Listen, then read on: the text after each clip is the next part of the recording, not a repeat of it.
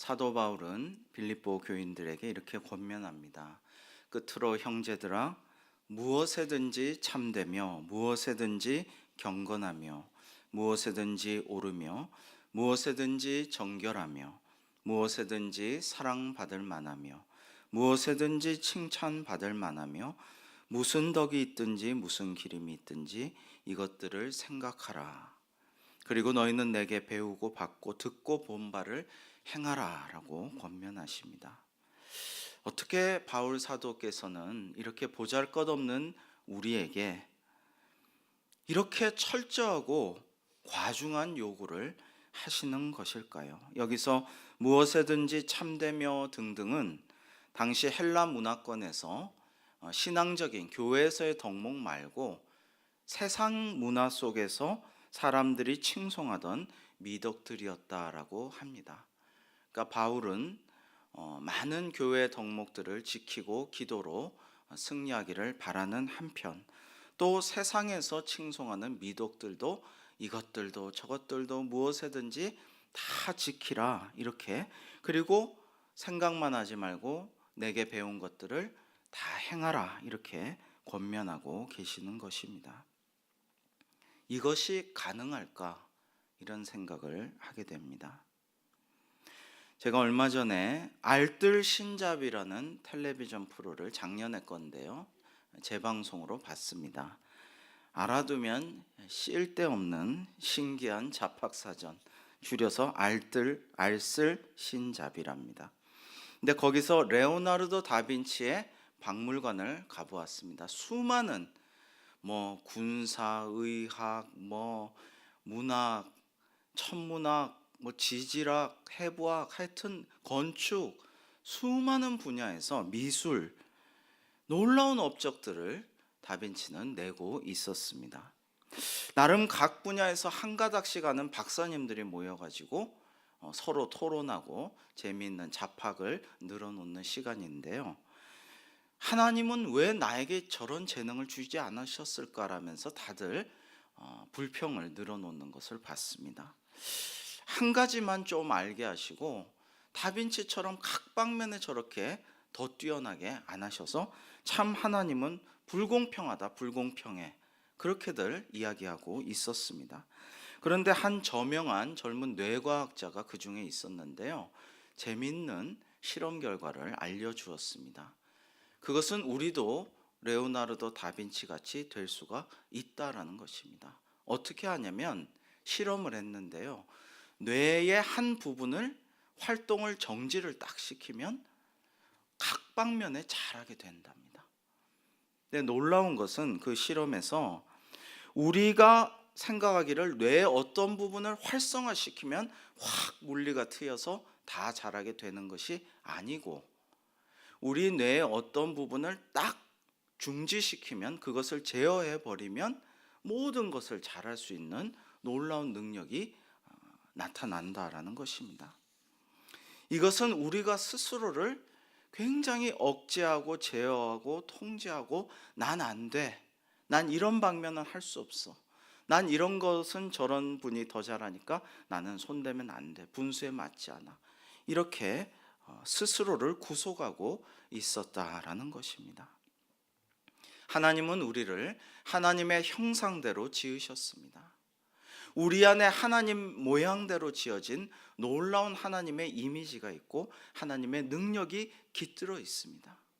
우리가 하나님을 믿고 하나님이 원하시는 것을 하고자 사모하면서 나아간다면 우리에게 놀라운 능력을 주셔서 하나님께서 기뻐하시는 사역을 우리가 감당할 수 있을 줄로 믿습니다. 내게 능력 주시는 자 안에서 내가 모든 것을 할 수 있느니라. 아멘. 저는 이 말씀을 참 좋아하고 은혜를 많이 받고요, 힘들 때마다 이 말씀을 생각합니다. 성서 주석에 의하면 이 말씀은 그리스도께서 바울에게 능력을 주셔서 사도 바울께서 비천에도 처하는 비결을 배우게 되고 풍부에도 처하게 되는 비결을 배워서 하여튼 그러한 비결을 체득하였다. 그래서 풍부에도 비천에도 가난에도 풍요에도 다 처할 수 있어서 다 그 안에서 모든 것을 할 수 있노라, 이런 의미 같다라고 주석가들은 말하고 있습니다. 그러나 더 크고 더 넓은 더 고상한 적용도 가능하리라고 생각합니다. 하나님께서 능력 주시면 하나님께서 원하시는 사역에 우리가 사용될 수 있고 그 사역을 능히 할 수 있고, 하나님께 비록 부족한 나이지만 연약한 나이지만 하나님의 능력으로 그 일들을 해나갈 수 있을 줄 믿습니다. 이것은 역으로 내게 능력 주시는 자, 즉 그리스도 안에서 우리가 모든 것을 행하지 않는다면 아무것도 할 수 없음을 고백하시는 말씀이기도 합니다. 그리스도 안에 있으면 모든 것을 할 수 있지만 내게 능력 주시는 자 안에 있지 아니하면, 내게 능력 주시는 자 밖에 있거나 그 위에 감이 있으려고 하거나 이렇게 된다면 우리는 아무것도 할 수 없다라는 것입니다.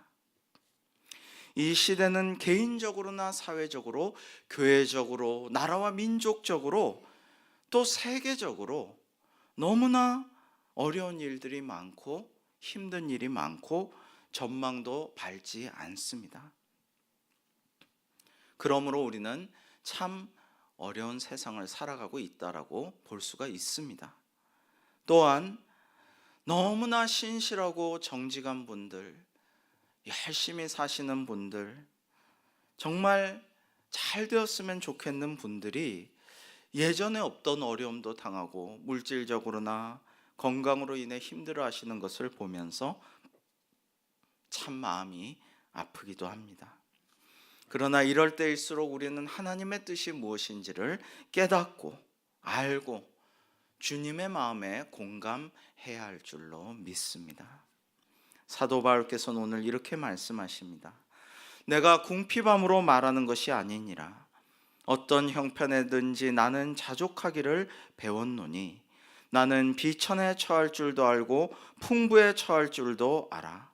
모든 일 곧 배부름과 배고픔과 풍부와 궁핍에도 처할 줄 아는 일체 비결을 배웠노라 라고 말씀하십니다.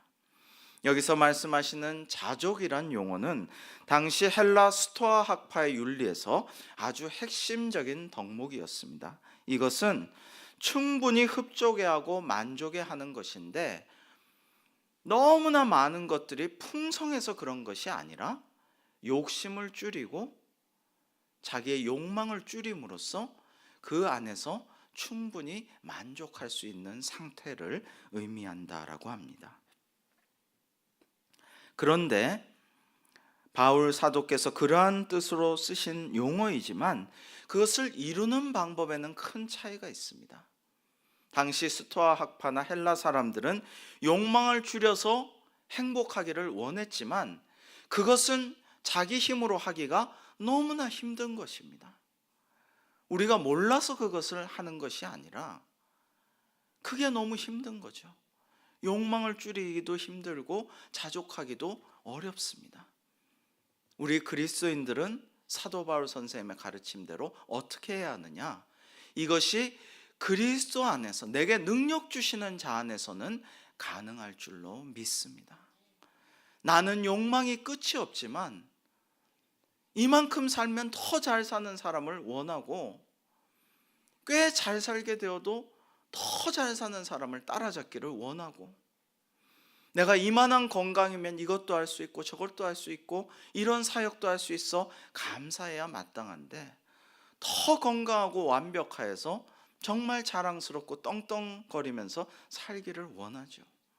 그러나 인간적으로는 그렇지만 하나님의 능력 안에서 우리가 우리의 자족함을 배워서 풍부할 때는 풍부한 사람들을 만날 수 있게 하셔서 그들과 전도하고 그들과 성경 말씀을 함께 나누고 그들을 옳은 대로 인도할 수 있게 하시고, 또 나를 가난하게 하면 가난한 사람들의 심정을 알게 하시고 그들에게 찾아가서 어울리는데 부족함이 없게 하셔서 그들을 전도하게 하시고, 내가 건강하면 건강한 사람들과 운동하면서 또 복음을 증거하게 하시고, 내가 몸이 아프면 입원해 있는 분들과 병상에 누워서 예배할 수 없는 분들의 심정을 알게 하시고 그들에게 전도할 수 있는 그러한 능력을 주시옵소서.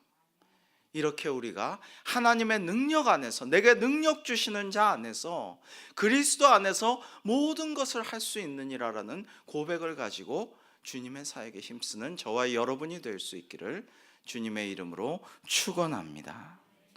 그런 의미에서 우리는 자족, self-sufficient 하기보다는 하나님 안에서 만족, 하나님으로 만족, God sufficient한 우리가 되기를 바랍니다. 우리가 살면서 겪게 되는 각종 상황들이 절대로 우리 마음대로 다 되지는 않습니다. 바울의 경우에도 주변 상황들이 사도 바울께서 원하시는 대로 다 이루어진 것이 아닙니다. 바울도 누가 바울 같은 고학력에 뛰어난 가문의 사람이고 로마 시민권자고 정말 헬라어도 자유자재로 구사하고 율법도 잘 알고 바울이 뭐가 부족했을까 하지만 바울도 참 궁핍했습니다. 어려웠습니다. 아마도 에바브로디도 편에 선교비를 지원을 받은 상황인 것 같아요. 빌립보 교인들이 늘 생각은 했지만은 그거를 계속 드리지를 못하고 있다가 바울이 참 궁핍하고 힘든 시기를 다 거치고 이제 좀 어느 정도 안정되었을지도 모릅니다. 그때에 에바브로디도를 통해서 선교비를 보내어 드린 것 같아요. 그때 바울께서 이렇게 말씀하시는 겁니다. 내가 풍부에도 처할 줄 알고 비천에도 처할 줄 알고 각자 따로 이것도 알고 저것도 알고라고 말씀하셨습니다. 내가 풍부와 비천에 처할 줄 알고 이렇게 말씀하신 게 아니라 풍부에 처하는 방법이 따로 있어요. 잘 살 때 하나님을 믿고 선교하고 시험과 유혹을 이기고 그런 방법이 따로 있어요. 그 방법을 알고 또 가난할 때 시험 당하지 않고 가난해서 짓는 죄를 짓지 않고 원망과 불평하지 않고 그 비결이 따로 있어요. 그거를 깨달아 알았다는 것입니다. 그런 상황에서 나는 자족하기를 배웠고 그 일체의 비결을 배웠노라라고 말씀하고 있는 것입니다. 무한 욕망의 고도 자본주의를 살아가는 우리입니다. 우리는 사도 바울 선생님과 같이 주님의 마음에 공감하여 하나님의 뜻대로 스스로 자족하는 능력을 얻을 수 있기를 주님의 이름으로 축원합니다.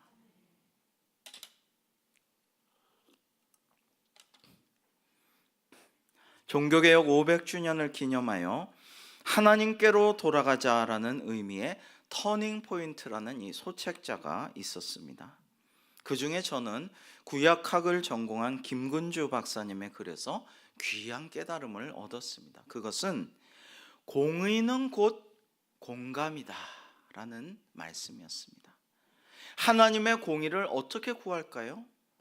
보잘것없는 이 거대한 사회, 이 고도 자본주의 사회에서 내가 일개 개인이 아무것도 할 수 없을 것 같지만 하나님의 의를, 하나님의 나라를 어떻게 구할까요? 그런데 공의는 곧 공감이라고 하였습니다. 공의라는 이 히브리어를 번역할 때 마음을 같이함, 즉 공감이라고 해석할 수도 있다라고 합니다. 그 본질적인 의미는 하나님의 마음과 나의 마음을 같이 공감한다라는 것입니다. 하나님의 마음과 나의 마음이 공감하면 하나님의 의를 우리가 이룰 수 있다라는 것입니다. 참 은혜로운 말씀이었습니다. 하나님은 끝까지 우리를 포기하지 않으십니다. 하나님은 사랑이십니다. 하나님은 우리가 돌아서서 회개하기를 촉구하시고 끝까지 기다리시고 우리를 살펴보고 계십니다. 그러한 하나님의 마음에 우리가 공감한다면 하나님의 의를 이루는 행동으로 나아갈 수 있고 하나님께 영광을 돌리게 할 수 있으며 하나님 나라, 하나님의 다스리심이 이루어지는 지경을 넓혀가는 도구로 우리가 사용될 줄로 믿습니다. 사랑하는 성도 여러분, 하나님께 또 하나님의 마음에 공감하는 우리 믿는 자들에게 끝이란 없습니다. 하나님과 우리 사이의 관계는 언제까지나 영원히 이어지고 지속됩니다. 그러므로 우리는 서로 다시 안 볼 사람처럼 굴어서는 안 되겠습니다. 왜냐하면 저 천국 가서 다시 다 만날 것이기 때문입니다. 이제 보면 뭐 언제 보겠어 라고 생각하고 매정하게 하거나 박절하게 하거나 무정하게 해서는 안 되겠습니다. 나중에 천국에서 다시 만날 때 얼마나 부끄럽고 얼마나 미안하고 얼마나 창피하겠습니까? 우리는 너무 시야를 좁게 갖거나 너무 단견을 갖거나 그렇게 살지 말고 멀리 내다보고 높이 바라보고 하나님의 마음을 나의 마음속에 담아 사람을 대할 때에도 그 사람의 심정을 공감하는 저와 여러분이 될 수 있기를 주님의 이름으로 축원합니다. 그렇게 하면 하나님을 사랑하는 것이 이웃 사랑하는 것이 또한 되게 될 줄로 믿습니다. 공의는 공감에서 이루어집니다. 성경에서도 하나님께서는 죄인들과의 관계도 완전히 끊어버리시는 법이 없습니다. 시기와 질투 가득한 가인이 경건하고 착한 동생 아벨을 미워하다가 끝내 살해하고 마는 끔찍한 죄를 저지릅니다. 그러나 하나님께서는 그러한 가인에게도 말씀하십니다. 가인아, 그렇지 아니하다. 가인이 내 벌이 중합니다 할 때 가인을 죽이는 자는 벌을 7배나 받으리라 하시고 가인에게 표를 주사 그를 만나는 모든 사람에게 죽음을 명케 하셨다고 하셨습니다. 원래 하나님께서는 가인에게 이렇게 권하셨습니다. 내가 선을 행하면 어찌 낯을 들지 못하겠느냐? 선을 행하지 아니하면 죄가 문에 엎드려 있느니라. 죄가 너를 원하나 너는 죄를 다스릴지니라. 즉 가인이 죄가 가인을 막 집어삼키려고 하지만 그 죄를 다스리라고 권면하였는데도 가인은 끝내 살인을 저질렀죠. 그럼에도 불구하고 하나님은 가인을 사랑하시고 가인을 보호하시고 가인을 끝까지 돌보아 주시고 구원의 길로 나아가기를 원하십니다. 하나님은 우리에게 자유의지를 주셨습니다. 하나님의 형상과 하나님의 능력도 주셨습니다. 그러나 죄의 책임은 사실 우리 인간에게 있습니다. 비록 우리는 원죄를 타고난 죄인이지만 우리 모두가 다 죄성을 가지고 있는 죄의 경향성을 지닌 사람이지만 하나님의 형상으로 하나님의 모습 따라 지음받은 존귀한 존재임을 또한 자각하면서 우리 안에 있는 하나님의 능력을 믿으면서 그리스도 안에서 내게 능력 주시는 자 안에서 하나님이 기뻐하시는 일들을 해나가는 어떠한 일들이라도 할 수 있다는 하나님의 영광을 위해 내가 할 수 있다는 믿음을 가지고 나아가는 우리 모두가 될 수 있기를 주님의 이름으로 축원합니다. 작년에 발간된 마을버스 세계를 가다라는 책이 있습니다. 어떤 분이 50줄에 들어서면서 직장을 그만두고 인생 이모작을 꿈꾸면서 평생 너무나 꿈꿔왔던 세계를 손수운전해서 다 돌아보겠다는 그 목표를 이루기 위해서 마을버스를 한 대 아주 각고의 노력 끝에 구입을 했습니다. 이 마을버스는 9년 6개월을 밤낮 운행하다가 이제 6개월 후 10년을 채우면서 폐차시킬 운명에 놓여있는 종로 12번 마을버스였습니다. 그런데 이 마을버스를 세계여행에 맞게 개조해서 저자는 무려 677일 동안 온 세계를 다 돌게 됩니다. 해발 4,600m 안데스 산맥을 이 고물차로 넘기도 하고요. 볼리비아에선 모래폭풍을 뚫고서 유명한 우유니 소금 호수에 이르기도 합니다. 그런데 이 저자가 이 여행에서 가장 극적인, 나의 가장 감동적인 순간으로 꼽은 그 사건은 참 의외였습니다. 애초에 마을버스로 설계되었기에 이 차에는 ECU, Electronic Control Unit, 그러니까 전자제어 장치가 있었습니다. 이 전자제어 장치가 딱 구속을 하고 있기 때문에 이 마을버스는 시속 60km 이상을 달릴 수가 없습니다. 그런데 이 제어 장치를 개조를 하면서 다 풀었어요. 그래서 세계 여행에 맞게 원래 마을버스가 달릴 수 있는 최고 시속 160km까지 할 수 있도록 해가지고 갔습니다. 그럼에도 불구하고 이 마을버스가 시속 60km를 좀처럼 넘지를 못하는 거예요. 독일의 아우토반을 지났는데도 얼마든지 과속하라고 돼 있는, 오히려 저속으로 가면은 딱지 끊는 그 아우토반을 가는데도 몇십 킬로밖에 못 가는 거예요. 그래서 막 엑셀레이터를 밟아도 끽끽하고 빡빡하고 꽉꽉하고 죽겠다 나 힘들어 죽겠어, 날 좀 놔둬, 난 원래 60km짜리야, 그만 날 좀 괴롭혀, 난 60km로 살아왔어, 평생 나의 차생은 60km짜리야, 이렇게 말을 하는 거예요, 이 차가. 그래서 밟다가 마음 약해서 관두고, 밟다가 엑셀을 그만 밟고, 이렇게 하다가 남미의 어느 페루 어느 고속도로에서 이 차를 정말 기도하는 심정으로, 얘야 제발 힘을 좀 내봐라. 이 차 이름이 은수인가, 그런데 은수야 힘을 좀 내봐라. 정말 이번엔 한번 밟아보자꾸나. 우리도 추월이란 걸 한번 해보자꾸나. 우리도 고속도로답게 좀 달려보자꾸나. 그러면서 정말 기도하는 심정으로, 은수야 힘내, 은수야 사랑해, 은수야 뭐든지 해줄게, 뭐 이러면서 막 밟았답니다.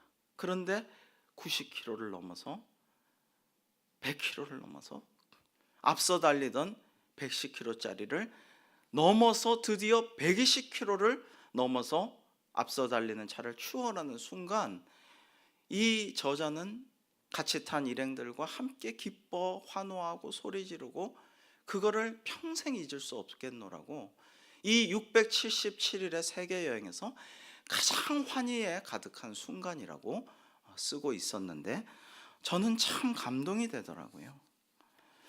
우리도 하나님이 주신 능력이 있고, 하나님이 주신 은사가 있고, 하나님의 주신 영적인 날개가 있는데 날아보지도 못하고 그 은사와 능력을 발현해 보지도 못하고, 나는 이 정도야, 나는 여기서 끝이야, 난 이제 나이가 뭐 다 됐어, 나는 이제 살 만큼 살았어, 그리고 나는 지금껏 해봤는데 안 되더라, 이렇게 살아온 것이 아닌가.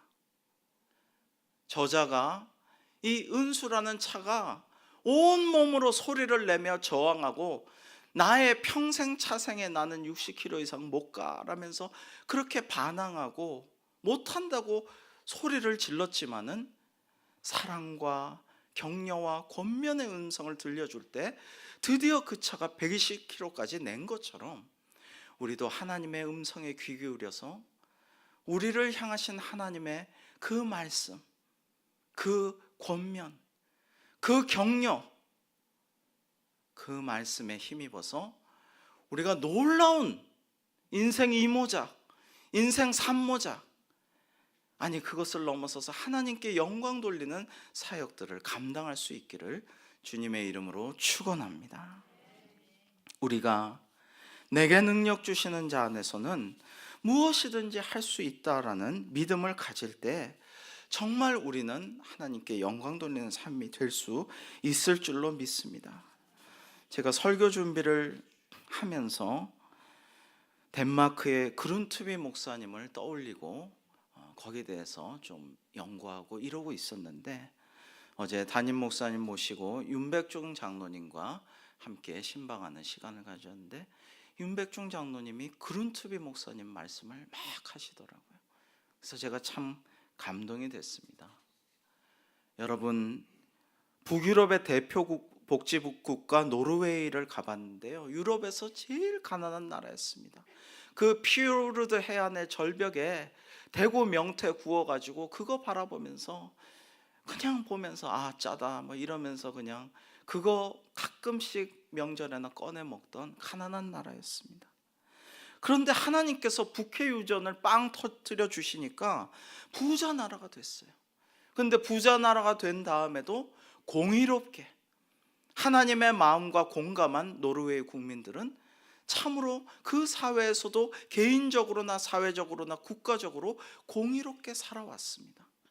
어려운 난민들을 받아들이고 지구를 위해서 공의로운 행동을 해왔습니다. 덴마크도 그랬습니다. 덴마크가 참 가난했습니다. 원래는 강성했지만 스웨덴과 독일에게 옥토들을 다 빼앗기고 정말 황무지만 남은 황폐한 국가가 되었습니다. 이때 그룬투비 목사님, 1812년 루터교 목사의 아들로 태어난 그룬투비 목사님은 코펜하겐 대학을 신학과를 수석으로 졸업하고 공부를 매우 잘하는 분이었어요. 그래서 꿈이 컸습니다. 그런데 이 목사님은 목사고시를 치를 때 덴마크의 안타까운 상황들을 바라보면서 덴마크 교회 지도자들이여 회개하라라는 제목의 설교를 하는 바람에 시험관들이 그것을 불편하게 여겨서 목사고시에 떨어졌습니다.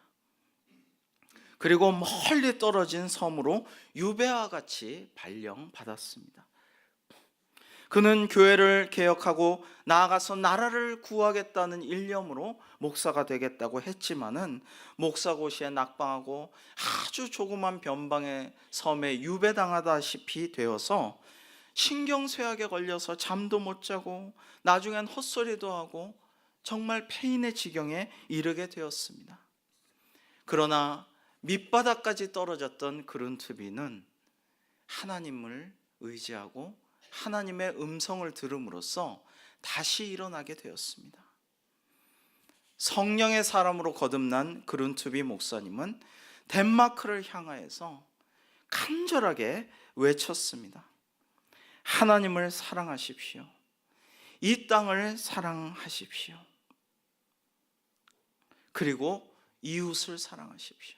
하나님 사랑, 이웃 사랑, 땅을 사랑하라 라는 3의 정신으로 국민 고등 보통학교를 만들고 많은 낙담한 성인들도 배워서 깨닫게 하고 하나님의 뜻과 공감하게 하고 직업교육을 시키고 낙농업을 일으키고 땅을 개간하고 일구어가지고 그 작고 열악한 황폐한 나라, 가장 우울한 나라였던 덴마크가 지금 UN 행복지수에서 늘 1, 2위에 오르고 세계가 본받고 싶어하는 가장 모범적인 복지국가로 거듭나게 되었습니다. 사랑하는 성도 여러분, 이 나라를 하나님께 맡기고 우리가 함께 기도합시다. 이 나라 이민족을 하나님께 맡기고 나와 우리 자녀손들이 하나님께 영광 돌리고 또 이 나라 이민족이 하나님의 은혜를 받는 나라로 거듭날 수 있도록 사용되게 하여 주시옵소서. 전능하신 하나님의 능력이 저와 여러분을 통하여 우리 자녀손들을 통하여 우리 교회 학교의 학생들을 통하여서 이 나라 이민족의 온 세계에 발현되고 역사하도록 사용되는 은혜가 있기를 주님의 이름으로 축원합니다. 기도하겠습니다. 하나님 아버지, 이 사순절을 우리가 어떻게 보내야 하겠습니까? 이 사순절 주님의 마음에 공감하는 저희들이 되게 하여 주시옵시고 우리 아버지 하나님의 마음에 공감하여 어려운 분들을 생각하고 기도하고 말로만이 아니라 몸소 도우며 공의를 행하는 그리스도인으로서 이 사순절을 살아가게 하여 주시옵소서. 사도 바울처럼 어떤 형편에서든지 그리스도 안에서 자족하는 사람이 되게 하여 주셔서 이 사순절을 겸손히 주님 안에서 보내게 하여 주시옵소서. 하나님의 능력으로 주님께서 원하시는 무슨 일이든지 할 수 있음을 믿고 나아가며 먼저 그의 나라와 그의 의를 구하는 저희들 되게 하여 주시옵소서. 예수님의 이름으로 기도하옵나이다. 아멘.